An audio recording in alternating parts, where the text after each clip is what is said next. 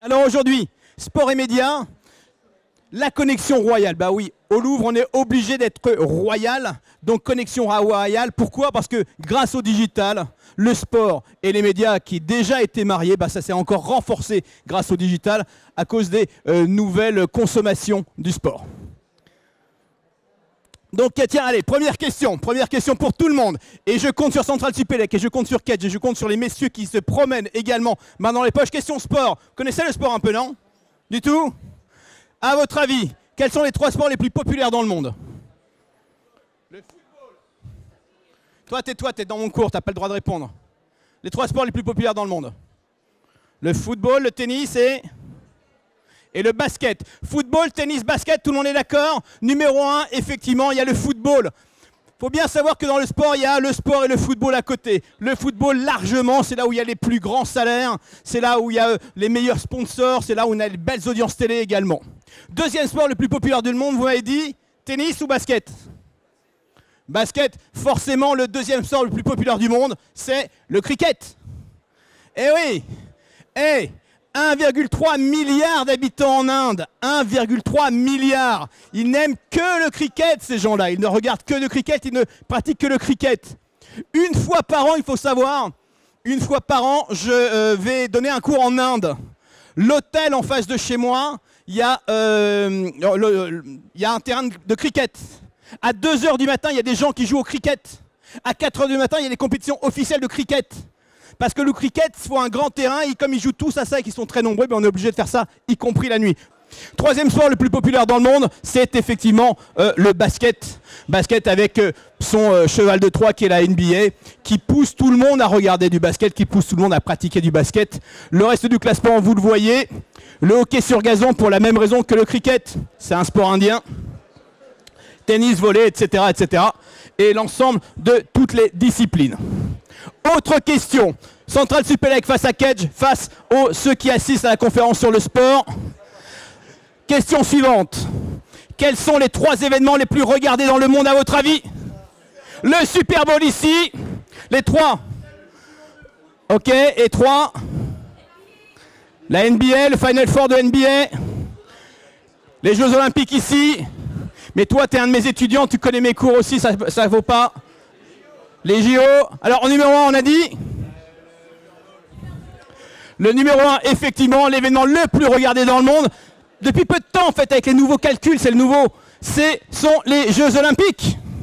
Jeux Olympiques, 3,6 milliards de téléspectateurs dans le monde. 3,6 milliards. Parce que dans tous les pays, au niveau des Jeux Olympiques, il y a toujours le champion national.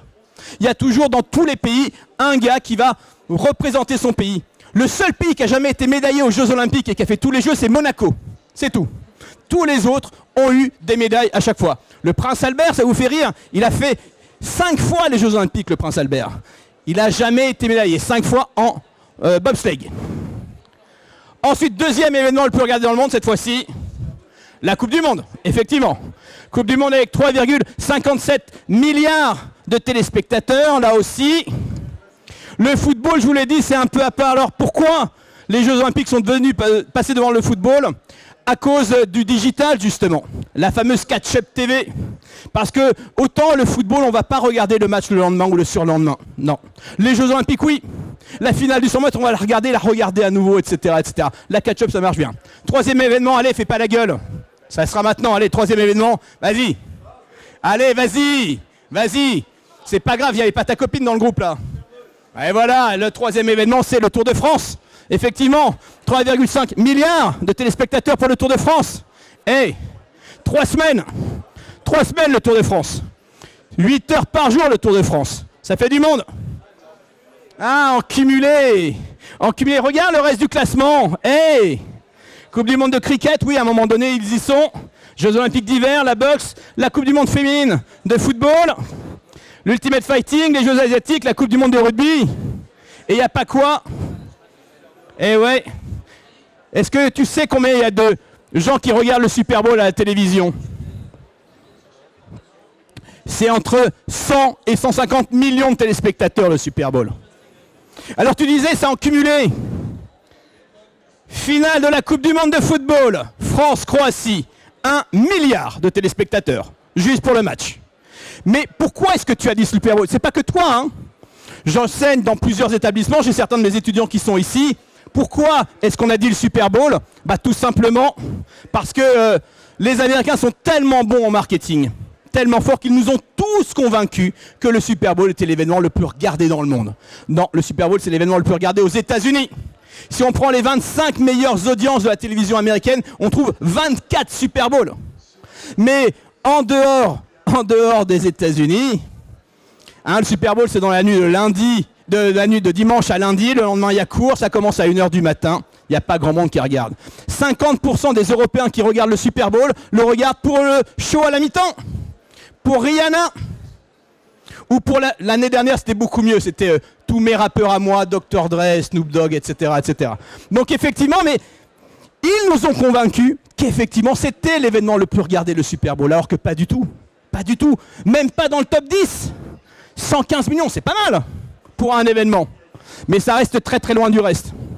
Tiens, vous le savez, aujourd'hui le sport, ce sont les droits de télé.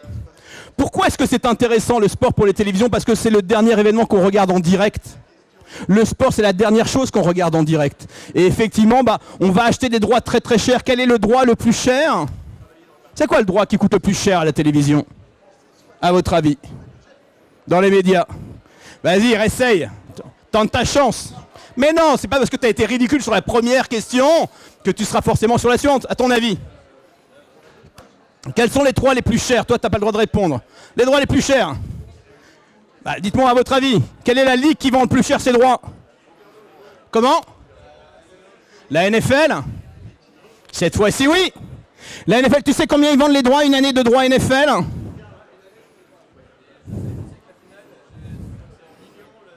Alors la finale, c'est juste les spots qui coûtent très cher, effectivement. Mais moi, je te parle des droits, acheter les droits. En millions, tu dis? Ah ouais, en centaines de millions, ouais. En milliards. La saison NFL, c'est presque 13 milliards de dollars pour une saison. 13 milliards de dollars pour une seule saison. Parce que c'est la seule chose qui a de la valeur, la NFL. C'est la seule chose qui marche. Pourtant, la NFL, c'est 17 journées de championnat officiel. C'est tout, seulement 17 journées. 17 journées, et ces 17 journées plus les playoffs, ça coûte 13 milliards. En deuxième position, on trouve l'EPL, l'English Premier League, qui est autour des 4 milliards et demi. Les Anglais qui sont les seuls à vendre plus cher leur championnat en dehors du territoire anglais que dans leur territoire anglais. C'est le seul championnat qui coûte plus cher à l'extérieur qu'en domestique. En 3, on trouve la NBA. La NBA, un petit peu moins de 3 milliards par an. Un peu moins de 3 milliards par an, mais la négociation, c'est cette année. Ça devrait changer. Le reste du classement, la Liga, la Major League Baseball. La Ligue 1, elle est là. 680 millions de dollars, finalement. Renégociation l'année prochaine. C'est vrai que c'était un peu particulier parce que c'était lié au fait qu'il y a eu cet appel d'offres de Mediapro qui n'a pas abouti. Ils n'ont pas su payer. Ils avaient annoncé 1 milliard. Les gens de la Ligue 1 étaient ravis de ça. Ben non, ça n'a pas été suffisant parce qu'ils n'ont pas réussi à comprendre justement que acheter les droits, ce n'est que le début de l'histoire. En particulier à cause de notre consommation des médias. La NFL, 2023-2033, parce que là-bas, on signe pour 10 années. Et la NFL impose à ses diffuseurs de s'entendre entre eux. Il faut qu'ils soient d'accord entre eux pour pouvoir acheter les droits. Ce qui a le plus de valeur, c'est le Super Bowl. Au sein de la NFL, ça a lieu une fois par an. Et donc, ils sont obligés, tous les diffuseurs, de s'entendre. Et chacun a sa propre exclusivité. Donc ESPN, ABC paye 27 milliards de dollars sur 10 ans. Fox, 22,5 milliards. CBS, 21 milliards. NBC, 20 milliards. Prime Video, Amazon, pour promouvoir son service de vente rapide, son service de vente exceptionnel, eh bien, a acheté les droits de la NFL, l'exclusivité du match du jeudi soir, qui est le match le plus faible de la saison. C'est 13 milliards pour 17 matchs seulement. 17 matchs seulement, 13 milliards sur 10 ans. Et le tout fait un revenu de 103 milliards sur 10 ans.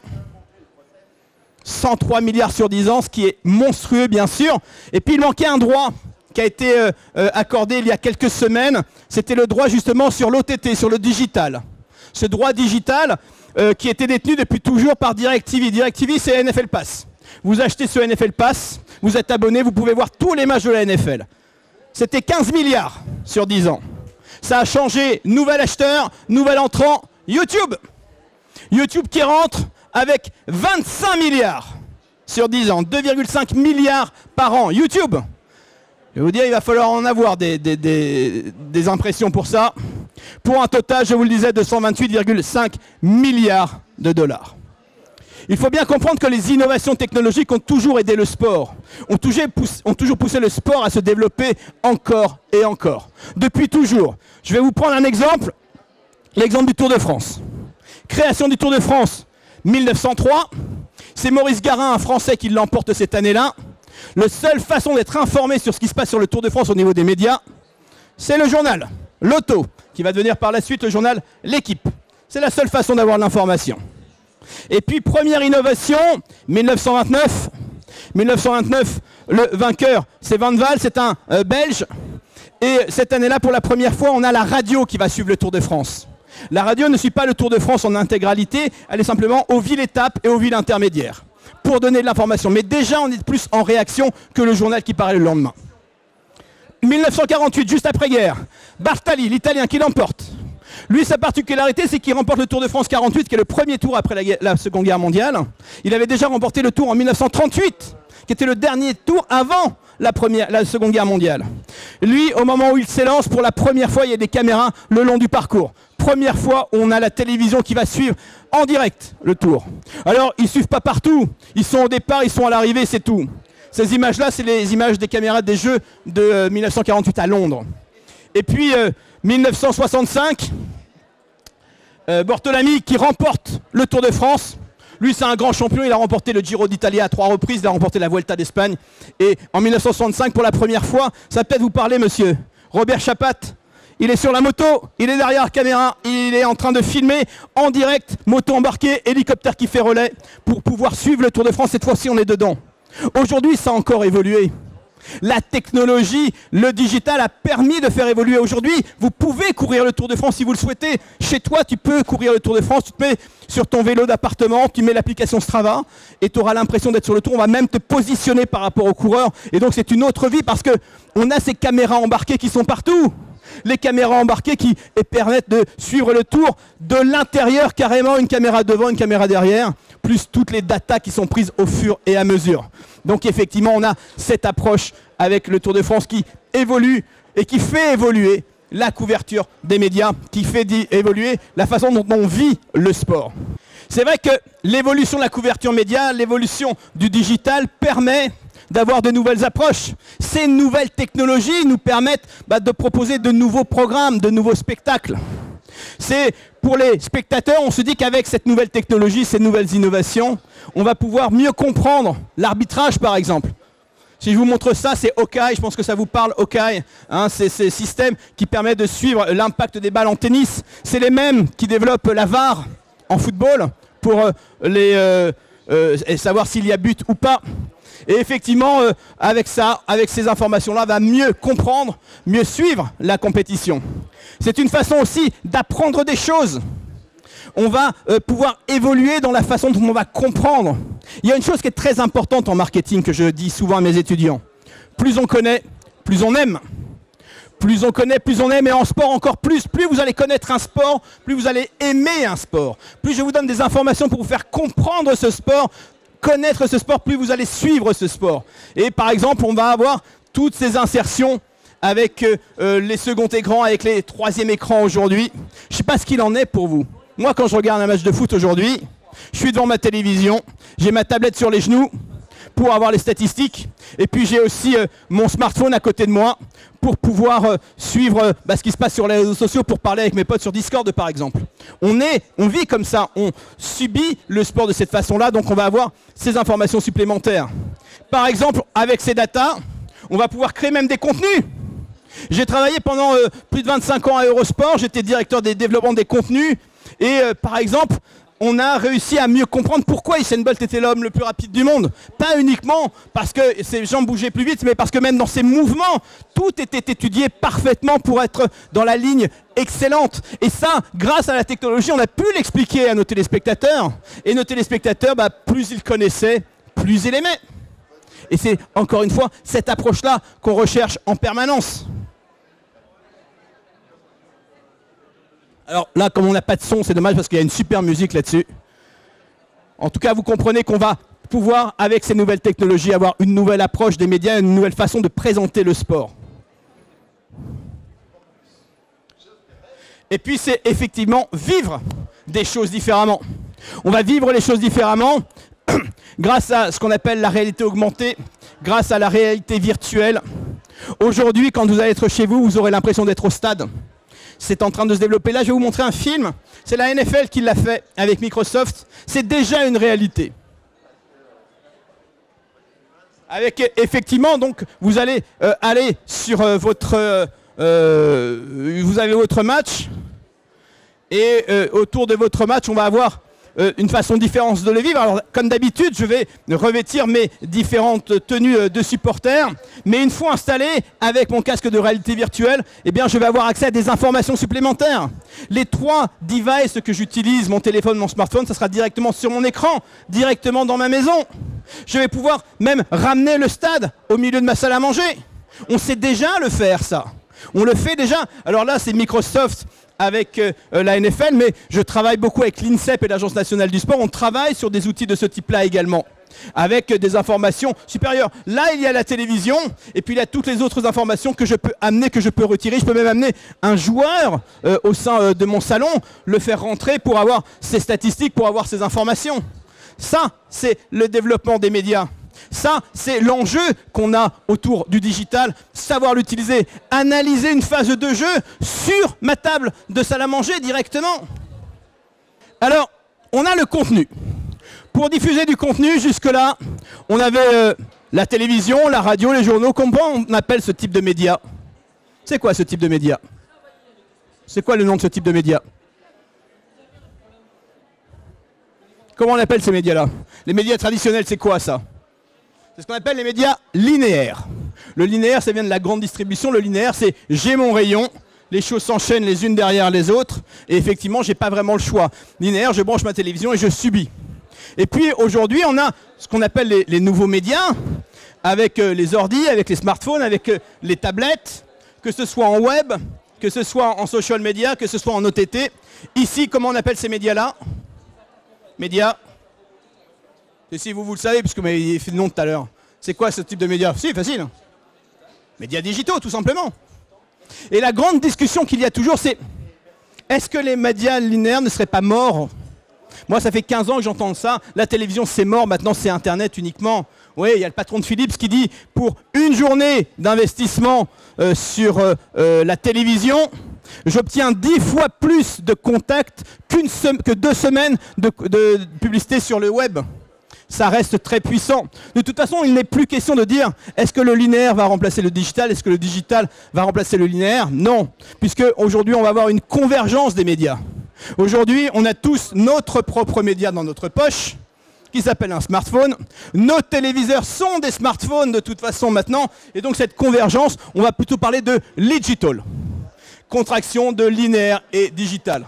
Effectivement, c'est cette approche digital parce que la façon de consommer est différente qu'on va pouvoir essayer de construire une vraie offre de contenu. On va prendre un exemple. J'ai travaillé pendant 25 ans à Eurosport. Pendant 25 ans à Eurosport, chaque mois on avait un grand événement. Grand événement, Australian Open, championnat du monde de ski alpin, MotoGP, Giro, Roland-Garros, le 24 heures du Mans, Wimbledon, on avait le Tour de France, on avait les championnats du monde d'athlée, l'US Open, la Vuelta et même les Jeux Olympiques. On avait tout. Et chaque semaine, il fallait recréer l'information. Chaque mois, il fallait recréer l'événement autour de ce qu'on faisait. On va prendre un exemple. L'exemple, c'est Roland-Garros. Roland-Garros, 15 jours, c'est le jardin d'Eurosport, puisque Eurosport est installé ici, les Moulineaux. Roland-Garros est installé porte d'Auteuil, juste à côté. Donc c'était l'événement où on a toujours innové.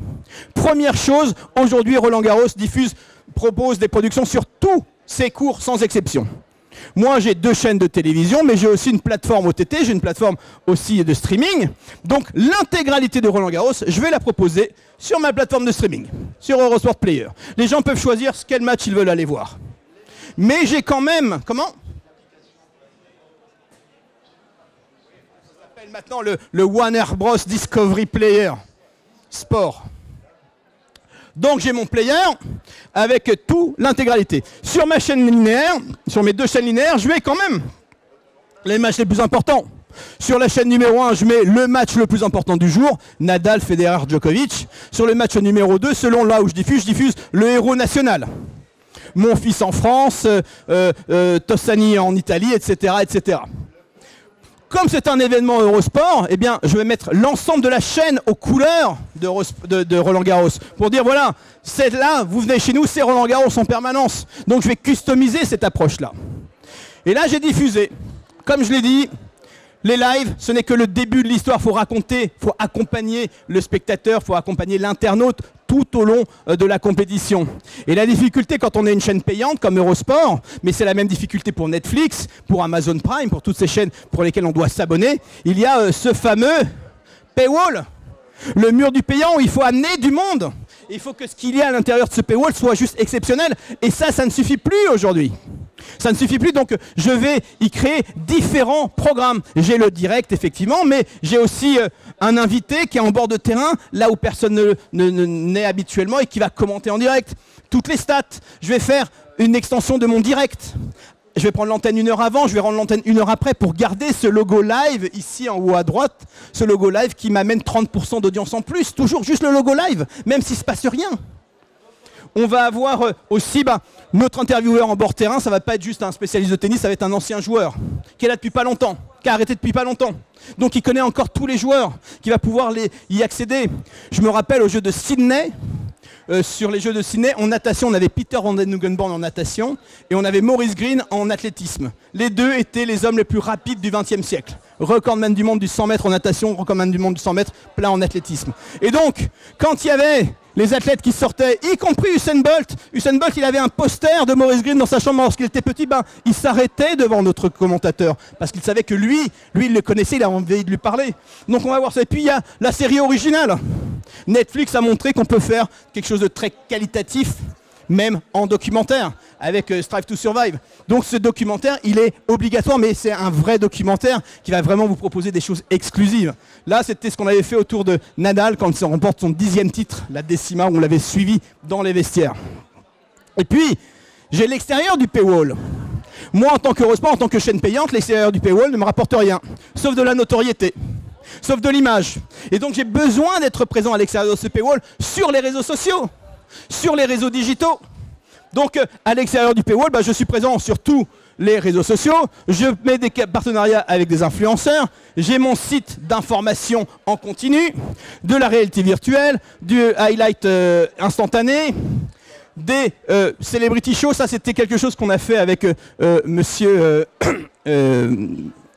McEnroe, John McEnroe, qui était le commissionneur du tennis, avec des formats courts. Là aussi, je vais utiliser la technologie. Plus on connaît, plus on aime. Plus on connaît, plus on aime. Et donc là, par exemple, c'est Mouratoglou. C'était le coach de Serena Williams et qui nous expliquait les matchs. Vraiment, comment on avait ces approches-là. On était sur un plateau virtuel en réalité augmentée et qui donnait toutes ces petites informations supplémentaires qui faisaient la différence. Et ça, on le mettait à disposition en gratuit. Parce que si les gens aiment ce que vous faites en gratuit, ils vont creuser, ils vont pénétrer ce cercle de payants et peut-être devenir abonnés. Donc avec beaucoup d'animations, qui allaient quand même relativement loin. Les animations, je vais juste vous en montrer une rapidement. Oups, je suis là. Vous voyez là, on voyait sur les premiers services où ils se positionnaient ce type d'analyse. Et plus on connaît, plus on aime. Toujours la même chose. Alors, d'autres programmes, avec le digital, on peut recréer des choses nouvelles. Avec le digital, on peut recréer des contenus exclusifs. Je vais vous en montrer un. Le 100 mètres. Qui ont été les 3 plus grands coureurs de l'histoire de l'athlétisme? Peut-être monsieur, je ne suis pas sûr qu'ils connaissent. Oh, vous êtes capable de nous citer Usain Bolt? Après, notre génération, Carl Lewis. Et avant, le vieux, Jesse Owens. Jesse Owens, vous savez, celui qui a défié Hitler en 1936, qui a gagné le 100 mètres. Eh bien, à Eurosport, nous avions créé le 100 mètres, qui opposait Usain Bolt à Carl Lewis et à Jesse Owens. Et ça, il n'y a que le digital qui peut nous le proposer, cette machine à remonter dans le temps. Le digital, parce qu'en permanence, j'ai mon média digital dans ma poche. Et avec cette approche-là, on va pouvoir créer cette course de légende. Où effectivement on voit la différence. Alors effectivement la différence est flagrante, c'est pas les mêmes équipements, c'est pas les mêmes préparations, mais ça, seul le digital peut nous le proposer. Seul avec le digital on peut avoir ce genre d'approche. Et avec cet habillage, on va avoir, c'est ça l'enjeu du digital, c'est proposer des choses supplémentaires. Encore une fois, le direct est incontournable parce que c'est la dernière chose qu'on regarde en direct à la télévision, le sport. Mais avec cet accompagnement-là, on est obligé d'offrir cet accompagnement-là pour pouvoir effectivement attirer de plus en plus de monde.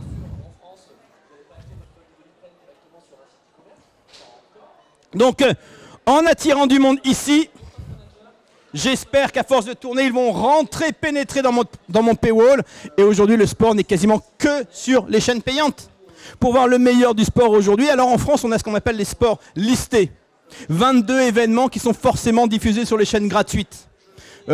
Les Jeux Olympiques, 250 heures des Jeux Olympiques d'été, 150 heures des Jeux Olympiques d'hiver, les matchs de l'équipe de France de football, mais en revanche pas la Ligue 1. La Champions League, la finale, oui, elle est listée, mais pas le reste. Donc effectivement, on a ces différentes compétitions. L'événement qu'on regarde en direct, la dernière chose qu'on regarde en direct, c'est le sport. Les seules fois où vous êtes encore devant votre télévision, je vous parle à vous deux, c'est quand il y a du sport. Sinon, quand il y a du film, de la série, ou du news, vous êtes dans votre chambre, sur votre ordi, sur votre tablette, en tout cas, pas dans le salon. Moi, mes enfants, ça fait 10 ans que je les ai pas vus dans le salon. Parce qu'en plus, mes enfants n'aiment pas le sport. Donc, c'est encore pire. Donc, ce qui est important, c'est surtout de tout donner. Parce que quand on est fan, on aime vraiment ça. On veut tout le temps en parler, on veut tout le temps en entendre parler. Je vous disais que c'est la NFL qui vend le mieux ces programmes. Et elle, c'est celle qui est responsable des revenus de la NFL. Ce qu'elle dit... Nos fans aiment tellement le sport qu'ils veulent tout savoir. Le contenu sur le jeu, les statistiques, bien sûr, c'est la base que doit proposer n'importe quel média sportif, mais surtout, ce que les gars portent, ce qu'ils font avec leur famille, où ils vont en vacances. Et quand on est un média, il faut qu'on donne ces informations-là à ses fans, parce que nous voulons nous assurer que tout ce contenu est disponible n'importe où et n'importe quand. Sport et médias, c'est quelque chose qu'on a créé cette année à SMS, donc très rapidement, je vais parler rapidement du master que je dirige à SMS. Donc SMS, on a les certifications Calliope, on a les titres RNCP, je ne vais pas revenir là-dessus, que ce soit en Bachelor 3 ou en M2. On est situé au campus de la Villette. On a 6 campus à travers l'Europe, avec l'Espagne, avec le Maroc, avec l'Égypte, avec l'Italie et avec la Suisse. Quelques 750 étudiants à Paris. 95, plus d'une centaine d'intervenants qui sont tous en poste toujours dans les grandes entreprises de sport, un peu plus de 1200 alumni, etc., etc. On propose 6 masters actuellement, un peu comme toutes les écoles de management sportif. On propose marketing digital, sport event, sport management. Tout le monde fait ça. Nous, on a en plus un track 100% international avec l'EDC, le Master of Science en Global Sports Management, 100% anglais. Et puis le Sales Management. Moi, j'ai créé le Master Média et Digital. On l'a créé cette année. On l'a lancé un petit peu discrètement. On a peu d'étudiants, mais ça commence à se développer. Ce qui est plus intéressant, c'est qu'est-ce qu'on y fait. On va y apprendre le management des droits. Comme je le disais, les droits sportifs, c'est en plein développement. Lorsqu'il y a 20 ans, j'ai commencé, il y avait la Ligue 1 qui se vendait en France. Aujourd'hui, même la Nationale 3 a des appels à des peu d'investissement, mais il y a un peu d'investissement quand même sur la Nationale 3. C'est vous dire, ça va vraiment loin. Donc, le droit, c'est vraiment, le management des droits, c'est vraiment important. Parmi les intervenants, on a Laurent Prudhomme, qui est là, qui est le patron du groupe L'Équipe. On a le directeur de sport de TF1, Julien Mireux. On a le chef des sports de Prime Video France, Bernard Chatillon. On a le directeur des acquisitions de Warner Bros. Discovery Sport. Et puis on a la directrice générale d'IMG, elle qui est en charge de la vente de droits. Et puis la responsable des ventes de l'Eurovision. L'Eurovision, c'est ceux qui diffusent sur l'UER. C'est l'ensemble des chaînes européennes. C'est eux qui viennent d'acquérir les droits des Jeux Olympiques, par exemple. Dans ce master, on va également enseigner les opérations des médias sportifs. Comment gérer un média sportif avec, là encore, de la programmation, avec du juridique. C'est particulier le sport. Particulier parce que le juridique, il y a les droits bien évidemment, mais il y a aussi les droits à l'image. Il y a toujours un contrat à connaître. On a les innovations avec le patron de Oka Innovation qui intervient dans le master. D'ailleurs, cette année, il m'a pris 2 étudiants en alternance. Des contenus et puis les ressources humaines. Les ressources humaines, forcément, parce que le sport, c'est 7 jours sur 7, 24 heures sur 24. Donc, c'est des contrats toujours un peu particuliers. C'est ça aussi qu'on voit au niveau des opérations du média sportif. Et puis, il y a les commentaires. Moi, j'étais commentateur pendant 15 ans. Et lorsque j'ai quitté Eurosport il y a 5 ans pour me lancer dans l'enseignement supérieur, je voulais créer une école de commentateurs. Mais une école de commentateurs, ça ne tient pas la route. En revanche, un master qui propose un peu plus de 100 heures d'exercice et de cours sur le commentaire, oui, ça marche. Donc on a Jérôme Sillon d'RMC Sport qui intervient, on a des commentateurs d'Eurosport, des commentateurs de Sporthall. Sporthall, ce sont des gens qui diffusent en OTT, ils sont partenaires du rugby par exemple, de l'athlétisme, etc., etc. On a le speaker officiel du Tour de France qui intervient, Marc Chavet, qui est également commentateur officiel des Jeux Olympiques. On a le rédacteur en chef adjoint de Eurosport.com et puis qui apprend aux étudiants à faire des podcasts, à faire des live chats, etc., etc. L'ensemble de cette formation, elle est en alternance en 100% et simplement à partir de M2. Voilà ce que j'avais à vous dire. J'espère qu'on y est arrivé quand même. Nous n'étions pas nombreux, mais il n'y avait pas la quantité, mais il y avait la qualité. Vous n'avez pas raté grand-chose au début, c'était juste des questions. Puis, a priori, on m'entendait partout dans la salle, donc c'était pas trop grave. Je suis à votre disposition si vous vous posez des questions. Toi, on se voit quand tu veux. Si vous voulez poser des questions par rapport à Sport et Médias, par rapport à cette formation, je suis à votre disposition. Et puis sinon, je crois qu'on me retrouve très rapidement sur YouTube. N'hésitez surtout pas. Sport et Médias, c'est vraiment le vrai développement qu'on va avoir. Lorsque j'ai commencé à travailler dans le sport, dans les médias, il y avait 2 chaînes de sport en France. Il y avait la chaîne Eurosport et puis il y avait TV Sport. Aujourd'hui, il y a 40 chaînes de chaînes en France. Donc j'ai toujours beaucoup travaillé. Il y a 5 ans, lorsque j'ai bougé vers l'enseignement supérieur, il y avait 2 écoles de sport management en France. Aujourd'hui, il y a 10 écoles de sport management en France. Le sport est en plein développement.